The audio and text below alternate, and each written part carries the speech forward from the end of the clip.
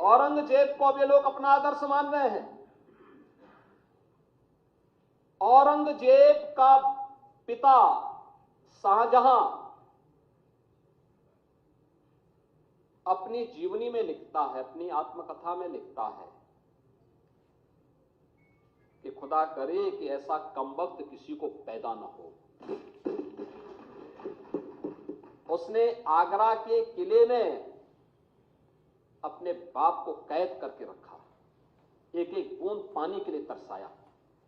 और अगर इनको औरंगजेब पर गौरव की अनुभूति होती है तो ये लोग कम से कम पटना की खुदा बख्त लाइब्रेरी में जाकर के एक बार शाहजहां की ही जीवनी को पढ़ लें, देख लें, उसकी पीड़ा को देखें। हां, जिनका आचरण औरंगजेब जैसा है वे लोग तो औरंगजेब पर गौरव की अनुभूति करें, लेकिन भारत को कम से कम इस पर न करें। और समाजवादी पार्टी को इसका जवाब देना चाहिए। भारत की आस्था पर प्रहार करने वाला दुर्दांत, धर्मांत, क्रूर शासक, उसको समाजवादी पार्टी आदर्श मानती है। जो भारत को रौंदने के लिए आया था, जजिया कर लगा रहा था, भारत का इस्लामीकरण कर रहा था। कोई सभ्य मुसलमान भी अपने पुत्र का नाम औरंगजेब नहीं रखता, क्योंकि इसे मालूम है यथा नाम तथा काम। अगर ऐसा नाम रखेंगे तो फिर एक एक बूंद पानी के लिए तरसना पड़ेगा। और शाहजहां ने भी अपनी जीवनी में लिखा है, उन्होंने कहा है कि औरंगजेब को कोसते हुए उसने लिखा कि तुमसे अच्छा तो ये हिंदू है जो जीते जी तो अपने बुजुर्ग मां बाप की सेवा करता है, मरने के बाद श्राद्ध तर्पण के माध्यम से वर्ष में एक बार उन्हें जल देता है। तुम तो मुझे एक एक बूंद पानी के लिए तरसा दी हो।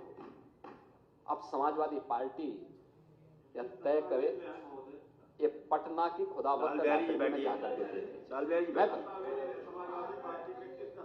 ये समाजवादी पार्टी का नेता,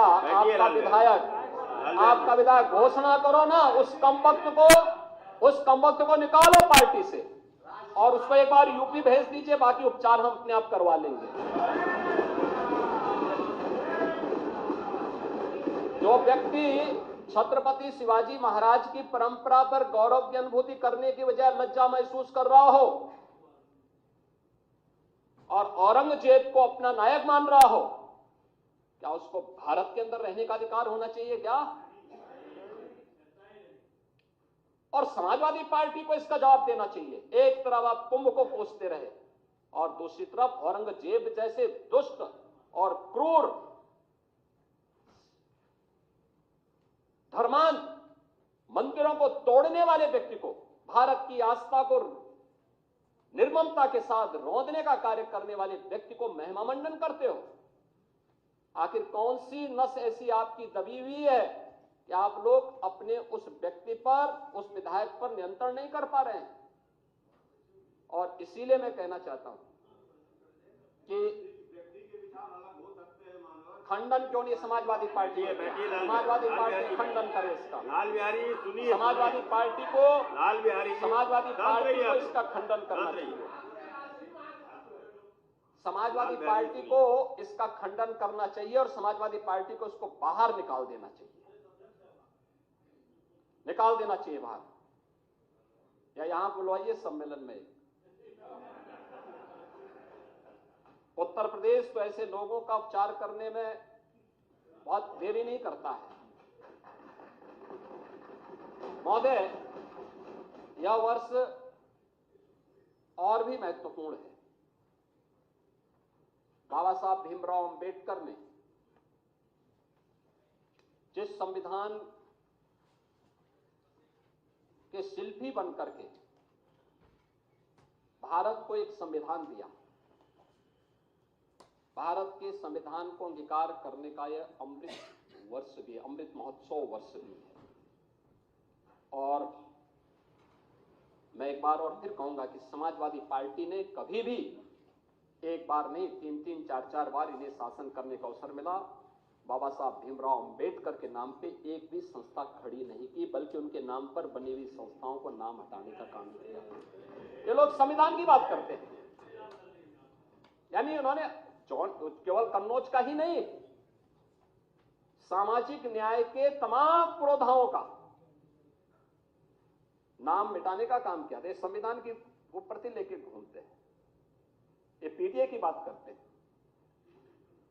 किस पीडीए की बात कर रहे हैं आप? बाबा साहब भीमराव अंबेडकर के नाम पे कोई संस्था समाजवादी पार्टी ने खड़ी की हो? हम तो कह सकते हैं बीजेपी ने प्रधानमंत्री मोदी जी के नेतृत्व में पंचतीर्थ का निर्माण करवाया।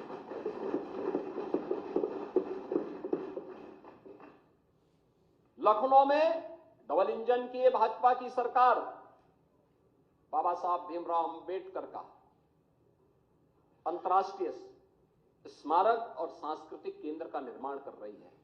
हम दलित बच्चों को वहां से स्कॉलरशिप की सुविधा भी देने जा रहे हैं। अंबेडकर महासभा अभियान को लेकर के आगे बढ़ रही है। सामाजिक न्याय के इन महापुरुषों के बारे में सावित्रीबाई फुले के नाम पर लखनऊ के बाबा साहब भीमराव अंबेडकर विश्वविद्यालय में हमारी सरकार ने छात्रावास बनाया, जिससे दलित बच्चे पढ़ सके।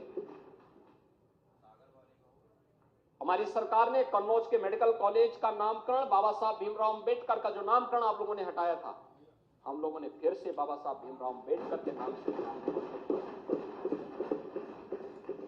और इस बार के बजट में भी हम लोगों ने सामाजिक न्याय से जुड़े हुए इन सभी पुरोधाओं का सम्मान किया।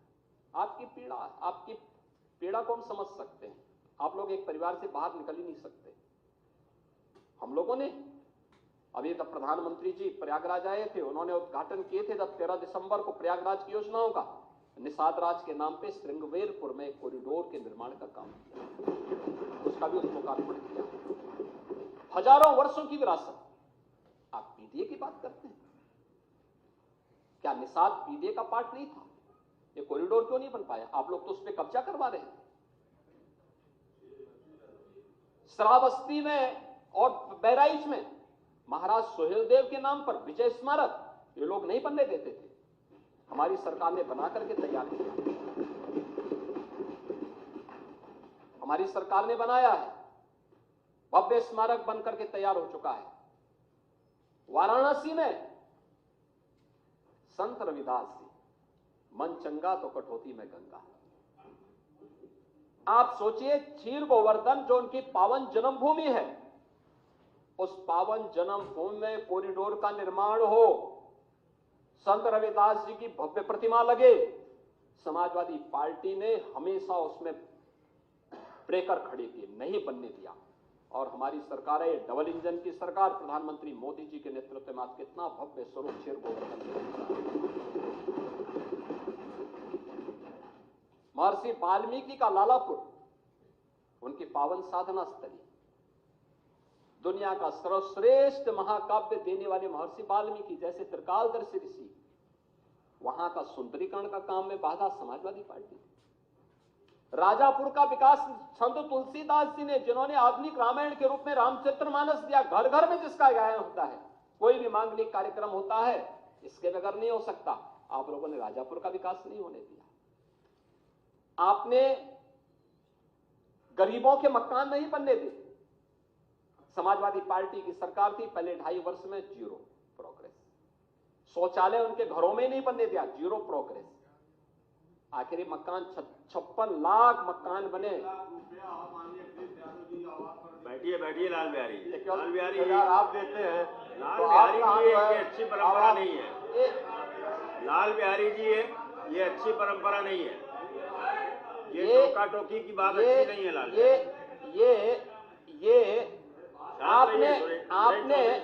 लाल बिहारी जी, आपने जो पैसा दिया वो केवल समाजवादी पार्टी के कैडर को दिया था, अपने कार्यकर्ता को दिया था, किसी दलित को नहीं दिया था, किसी वंचित को नहीं दिया था, किसी गरीब को नहीं दिया था, किसी किसान को नहीं दिया था।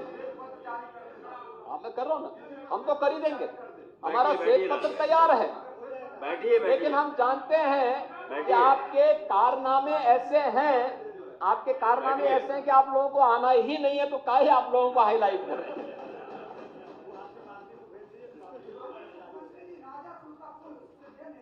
बैठिए बैठिए डॉक्टर रमन। अरे राजापुर की बात डॉक्टर मत करिए, मैं कह रहा हूँ पर्यटन विकास की दृष्टि भाई।